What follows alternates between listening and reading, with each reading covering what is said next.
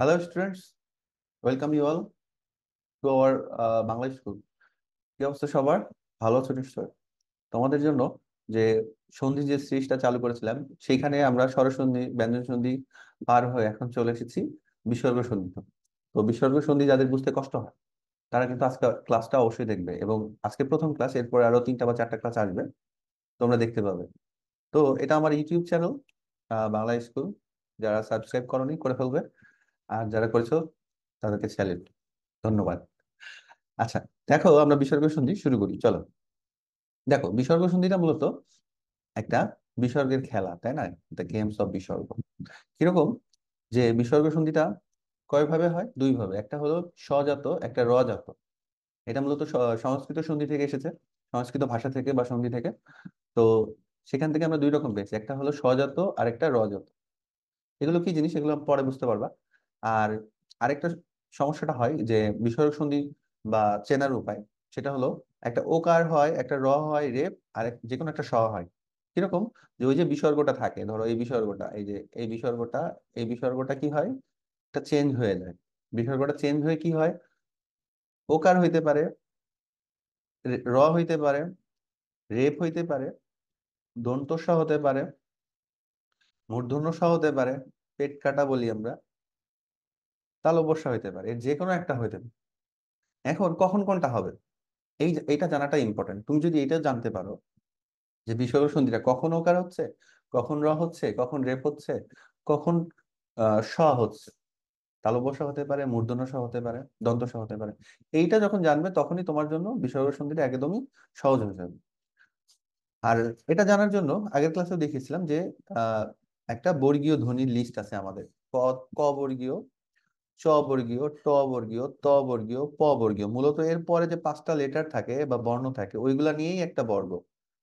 যেমন এটা ক খ গ ঘ ঙ, এটা একটা ক বর্গ। যেমন চ ছ জ বর্গীয়, জ ঝ ঞ, এটা চ বর্গীয়। এভাবে সবগুলো বর্গ আছে। এই বর্গগুলো চিনে রাখা দরকার, তোমরা জানো, তবু লেটার গুলো চিনে রাখো যে এটা এই বর্গের, তাহলে তোমাদের জন্য ব্যঞ্জন সন্ধি এবং বিসর্গ সন্ধি দুইটাই সহজ হয়ে যাবে। তো আসো এবার শুরু করা যায় আমাদের মূল যে ক্লাসটা।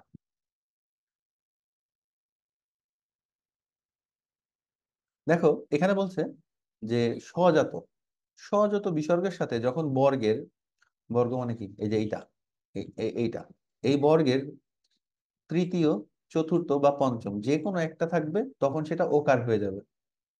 কিরকম, দেখো, মনো যোগ জগৎ হয়ে গেল মনোজগৎ। এইখানে কি দেখো, ওকার হয়ে গেছে। কিভাবে হলো, এই যে বিসর্গটা না, এই বিসর্গটা ওকার হয়ে গেছে। এখন বসেছে কার সাথে, এটাও জানাটা ইম্পর্টেন্ট। বসেছে কার সাথে, দেখলে তোমরা দেখতেই পাচ্ছ যে এই যে নটা ছিল দন্তন্য, এই দন্তন্যর সাথেই ওখানে বসেছে। মানে ও তো চেঞ্জ হচ্ছেই, বিসর্গটা চেঞ্জ হচ্ছে, বিসর্গটা চেঞ্জ হচ্ছে বা পরিবর্তিত হয়ে সে ওকার হচ্ছে, এবং তার আগে যে লেটারটা ছিল দন্তন্য, তার সাথে বসছে। যেমন এখানে তো দন্তন্য না, এখানে কি আছে, ধ আছে। যেমন অধ যোগ গতি, অধোগতি। কিভাবে হলো, এই যে বিসর্গ আছে, ওকে, সজাত বিসর্গ আছে, আর এখানে গ আছে। গটা দেখো, গটা হলো এই যে ক বর্গ, ক বর্গের থার্ড লেটার, থার্ড লেটার। আমাদের এক কন্ডিশন কি, কন্ডিশন হলো থার্ড, ফোর্থ বা ফিফথ যে কোনো একটা লেটার হইতে হবে। যখনই একটা লেটার হয়ে যাবে এখানে এই সেকেন্ড সেগমেন্টে, আর সামনে যদি মানে ফার্স্ট সেগমেন্টে যদি স্বজাত বিসর্গ থাকে, আর সেকেন্ড সেগমেন্টে যদি এই যে বর্গটা, এই বর্গটা, এই বর্গের যে কোনো একটা লেটার থাকে, মানে থার্ড, ফোর্থ বা ফিফথ, এই অংশটা, এই অংশটা, এটার যে কোনো একটা লেটার থাকবে বা বর্ণ থাকবে, তখনই ওকার হবে। এটা মনে রাখতে হবে, ঠিক আছে? আর তোমাদের সুবিধার জন্য দেখো আমি পাশে কিন্তু, পাশে কি করেছি, ইংলিশ ওয়ার্ড গুলো দিয়ে রেখেছি, যেন তোমাদের বুঝতে অসুবিধা সুবিধা হয়, সুবিধা না, সুবিধা হয়, ঠিক আছে? আচ্ছা, এবার আমরা এরকম আরো শব্দ দেখবো আমরা, তাহলে তোমাদের জন্য ভালো হবে। দেখো, যেমন মন যোগ নয়ন, মনোনয়ন। কিভাবে হলো আবার একটু বলি, যে বিসর্গটা আছে এবং সহজাত বিসর্গ থাকতে হবে। ওকার হতে হলে দুইটা কন্ডিশন, কয়টা, দুইটা। একটা হলো সহজাত বিসর্গ থাকতে হবে। সহজাত বিসর্গ কোনগুলো, এই যে মনো, অধো, স্বর, শিরো, তীর, এগুলো হলো সহজাত বিসর্গ, এর যে কোনো একটা থাকবে, ওকে। আর এই যে বর্গ দেখলাম, সেই বর্গে থার্ড, ফোর্থ, ফিফথ যে কোনো একটা লেটার থাকতে হবে। তো এই নটা কিন্তু, নটা কিন্তু ত থ দ ধ দন্ত ন, মানে ত বর্গের লাস্ট লেটার। নটা হলো ত বর্গের লাস্ট লেটার, মানে ফিফথ লেটার। তাহলে আমাদের মিলে গেল, তাহলে ওকার হবে। আর ওকারটা কার সাথে হলো? ওই যে নয়ের সাথে। এইভাবেই মনোনয়ন। এ- ঠিক তেমনি ভাবে মনোযোগ ভাব, মনোভাব, তেমনি ভাবে স্বর যোগ বর, স্বরবর, লেখ, স্বরবর মানে লেখ, সদ্য যোগ জাত, সদ্য জাত। ঠিক আছে? এরকম।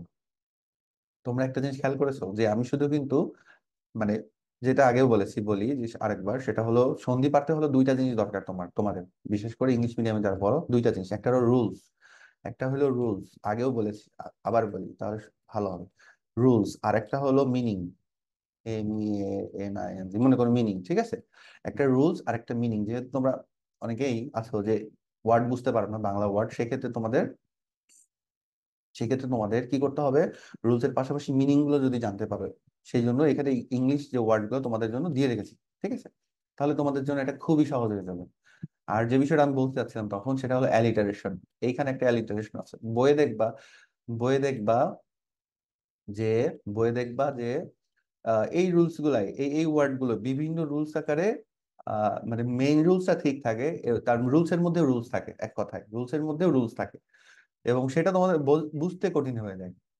তো সেইগুলোই আমরা যদি একটা ছাতার নিচে আনতে পারি, মানে একটা জায়গায় আনতে পারি, এবং সেখানে যদি একটা অ্যালিটারেশন থাকে, এই যে মনোযোগ জগৎ, মনোজগৎ, মনোযোগগত, মনোজগৎ, মনোগত, এইভাবে যখন পড়বা, এই যে অধোযোগ গতি, অধোগতি, অধোযোগ গমন, অধোগমন, এইভাবে যখন তোমরা পড়বা, তখন দেখবে একটা অ্যালিটারেশন চলে আসে তোমার ব্রেইনে, মস্তিষ্কে, অটোমেটিক্যালি এটা সেট হয়ে যাবে।